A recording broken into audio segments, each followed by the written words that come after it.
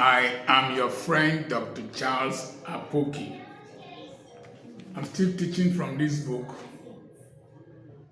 From Zero to Hero. And I want to look at the victor's mentality and the victim mentality.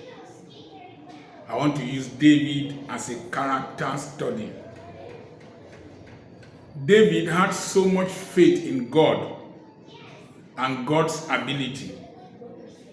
He did not take his own strength into consideration when confronting challenges.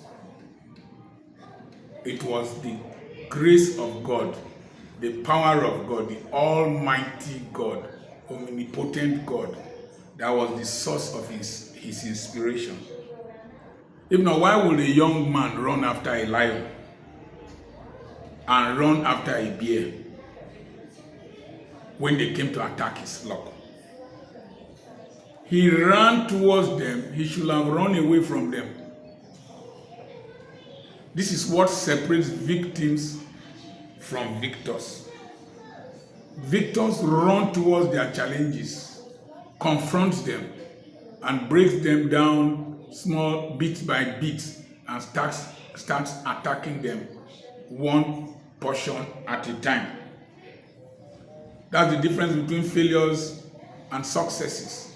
Failures complain. Successful people confront. Wangari Maathai of blessed memory, I was in her office in Kenya, in Nairobi, the first African woman to win a Nobel Prize, came from her studies overseas, and she found deforestation in her native Kenya. She confronted it headlong. She was beaten, threatened, and called names, but she fought on. I saw one of her videos after she was beaten, and she looked rough and scruffy, injured. And she said, with fire in her eyes, "I am ready to shed blood for this land." I could feel the energy. Instead of being a victim, she even got into government, and from government to become an international star, and she won the Nobel Peace Prize. Professor Dora Akunyili could have complained about the fake drug issue and all the adulterated drugs in this country that were killing her people, but she confronted the issue head on. She was shot at by assassins, but God saved her. She even confronted Adedibu, the strong man of Molete politics. Even Obasanjo was afraid of Adedibu, but Dora Akunyili confronted him in the presence of his deputy governor. A court case followed. I'm sure that court case contributed to that man's death.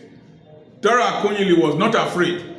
She confronted the man, and nothing happened.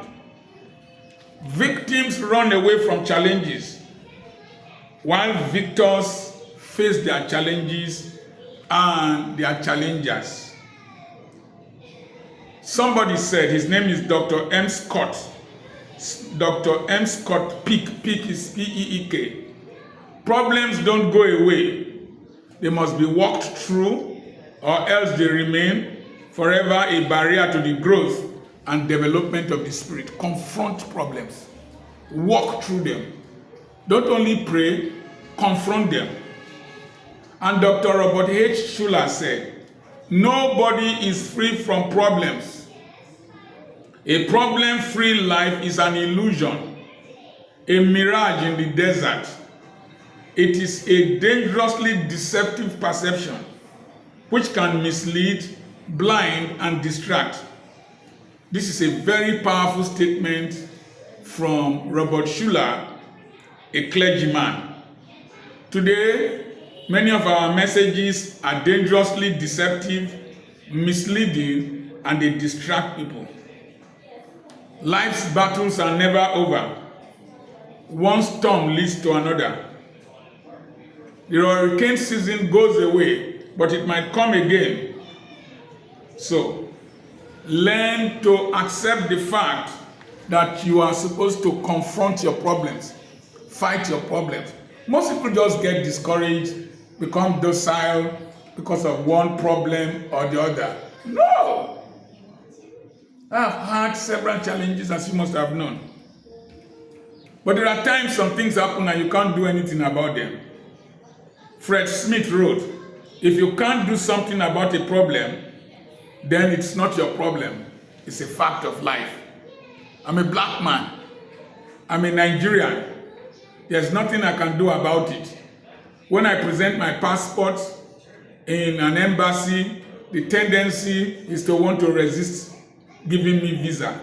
So I must prepare enough documents, enough financial statements to make me go through. As I'm going to the country, I must dress well, I must package myself, I must speak well, and give them good reason to enter their country. When I enter their country, I must behave myself, not to reinforce their halo effect belief upon me. That's how a successful person behaves. And there's nothing you can do about it. Either you confront your challenges or your challenges confound you. I remain your friend, Dr. Charles Apoki, developing the winner's mindset. God bless you.